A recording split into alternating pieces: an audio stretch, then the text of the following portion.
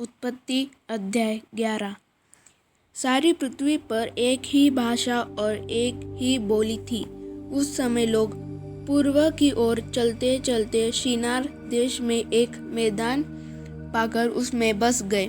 तब वे आपस में कहने लगे, आओ हम ईंटें बना बना के भली भांति आग में पकाएं। और उन्होंने पत्थर के स्थान पर ईंट से और चूने के स्थान पर मिट्टी के गारे से काम लिया। फिर उन्होंने कहा, आओ हम एक नगर और एक गुम्मट बना ले जिसकी चोटी आकाश से बातें करे। इस प्रकार से हम अपना नाम करें, ऐसा न हो कि हमको सारी पृथ्वी पर फैलना पड़े। जब लोग नगर और गुम्मट बनाने लगे तब उन्हें देखने के लिए यहोवा उतर आया। और यहोवा ने कहा, मैं क्या देखता हूँ कि सब एक ही दल के हैं और भाषा भी उन सब की एक ही है। और उन्होंने ऐसा ही काम भी आरंभ किया। और अब जो कुछ वे करने का यत्न करेंगे उसमें से कुछ भी उनके लिए अनहोना न होगा। इसलिए आओ हम उतर के उनकी भाषा में गड़बड़ी डालें कि वे एक दूसरे की बोली को न समझ सके। इस प्रकार यहोवा ने उनको वहाँ से सारी पृथ्वी के ऊपर फैला दिया और उन्होंने उस नगर का बनाना छोड़ दिया।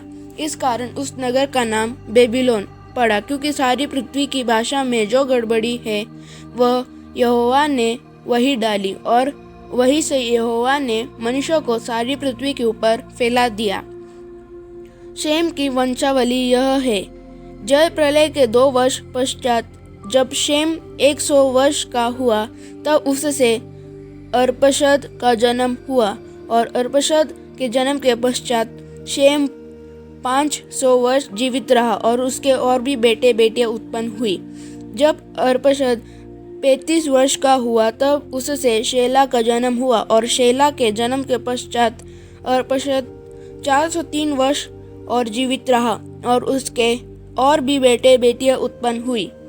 जब शेला 30 वर्ष का हुआ तब उसके द्वारा एबेर का जन्म हुआ। और एबेर के जन्म के पश्चात शेला 403 वर्ष और जीवित रहा और उसके और भी बेटे बेटियां उत्पन्न हुई।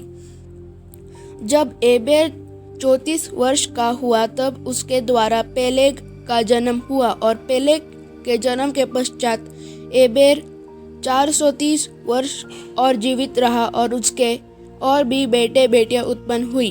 जब पेलेग 30 वर्ष का हुआ तब उसके द्वारा रू का जन्म हुआ।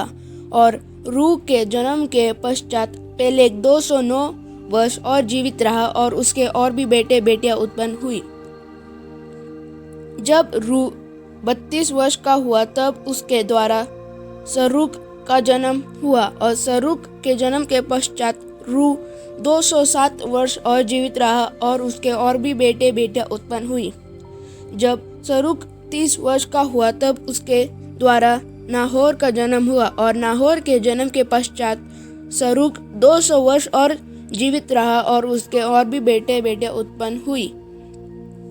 जब नाहोर 29 वर्ष का हुआ तब उसके द्वारा तेरह का जन्म हुआ। और तेरह के जन्म के पश्चात नाहोर 119 वर्ष और जीवित रहा और उसके और भी बेटे बेटियां उत्पन्न हुई।